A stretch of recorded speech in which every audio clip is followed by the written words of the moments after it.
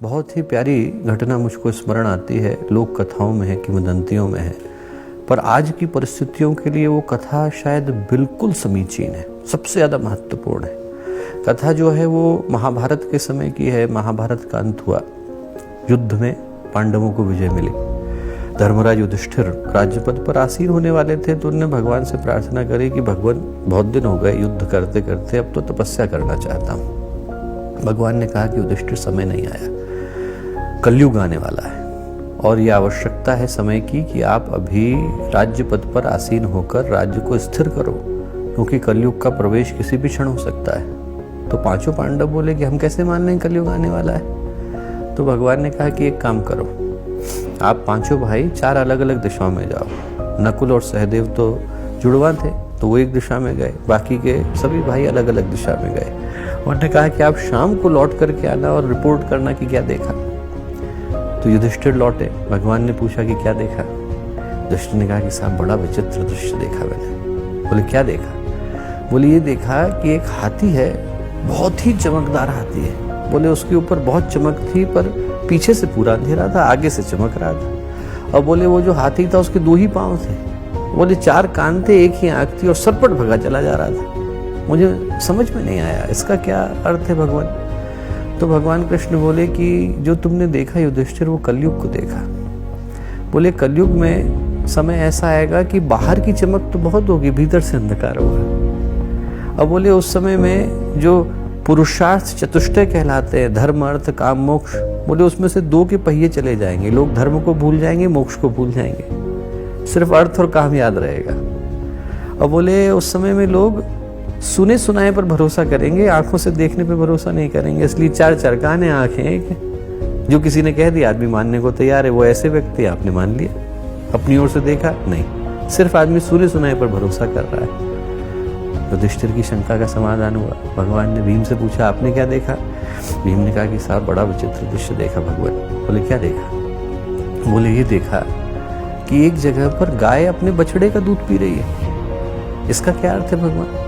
बोले इसका अर्थ यह है कि कलयुग का जब समय आएगा भीम, तो माता पिता अपने बच्चों को बेचने में भी संकोच नहीं करेंगे। बोले कि वो उनके आश्रय पर लेने पर भी संकोच नहीं करेंगे।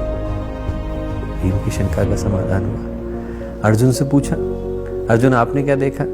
अर्जुन ने कहा कि साहब मैंने भी बड़ा विचित्र दृश्य देखा। मैंने देखा कि एक मनुष्य का शव पड़ा है, गिद्ध नोच नोच करके खा रहे हैं और उन गिद्धों के पंखों पर वैदिक मंत्र लिखे हुए हैं। बोले मुझे अर्थ समझ में नहीं आया। भगवान बोले कि अर्जुन जो आपने देखा वो कलयुग का दृश्य देखा।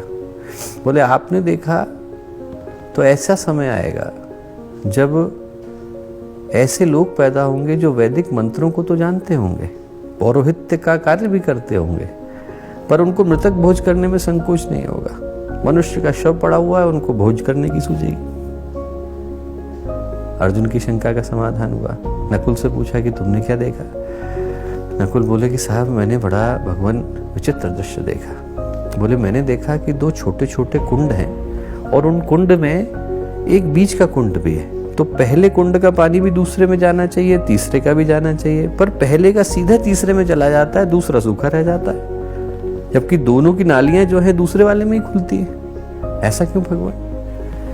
भगवान बोले कि तुमने जो देखा वो बड़ा कलयुग का मर्म का दृश्य देखा। बोले कलयुग में जब समय आएगा तो प्रशासन और कोषाध्यक्ष, बोले ये दोनों को मिलकर प्रजा को उनका वत्सल होना चाहिए, उनका पोषण करना चाहिए, प्रजा का पोषण करना चाहिए। पर प्रशासन और कोषाध्यक्ष आपस में पैसा बांट लेंगे, प्रजा को कुछ नहीं मिलेगा। सरकार भी टैक्स लगा देगी, बैंक भी टैक्स लगा देगा, व्यक्ति के पास बचेगा नहीं।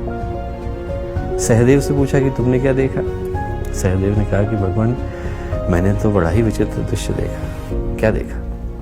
बोले ये देखा कि एक पहाड़ है, पहाड़ के ऊपर से एक चट्टान सरपट भगी चली आ रही है। बहुत बड़ी चट्टान है और जब वो तेजी से भग रही है तो उसके गिरने के साथ साथ उसके साथ वृक्ष टूट रहे हैं, उसके साथ बहुत सारी चीजें टूटती चली आ रही हैं। और बिल्कुल जब वो नीचे खाई में गिरने को होती है तो एक सूखा तिनका आकर के उसको रोक लेता है। उस तिनके के सहारे पे वो चट्टान उग जाती है। इसका क्या मर्म है? बोले सहदेव तुमने कलयुग का समाधान देखा। क्या समाधान देखा? बोले जो तुमने गिरते देखा वो धर्म को गिरते देखा। बोले जब कलयुग का समय आएगा तो धर्म बुरी तरह से धराशायी होगा और उसके साथ साथ बड़े बड़े वृक्ष गिरेंगे, अहिंसा जाएगी, अपरिग्रह जाएगा, अस्तेय जाएगा, न्याय जाएगा, सदाचार जाएगा। ये सारे के सारे जो धर्म के आश्रय पर खड़े होने वाले मानवता के गुण हैं वो सब धराशायी होंगे। बोले अंत में सिर्फ एक छोटा सा गायत्री का मंत्र उस धर्म को गिरने से रोकेगा। 9 शब्द का 24 अक्षर का मंत्र, बोले वो जो नाम का जप है, वो गायत्री मंत्र का जप है, वो कलयुग का आधार है। तुमने देखा कि जब अंधकार ज्यादा होगा तो उस अंधकार को थामने की सामर्थ्य सिर्फ एक मंत्र के अंदर आएगी। और आज का समय वही समय है। जो पांडवों ने दृश्य देखा वो हम लोगों की आंखों के सामने घट रहा है और उसको थामने की जो सामर्थ्य देखी वो हम लोगों के पास है।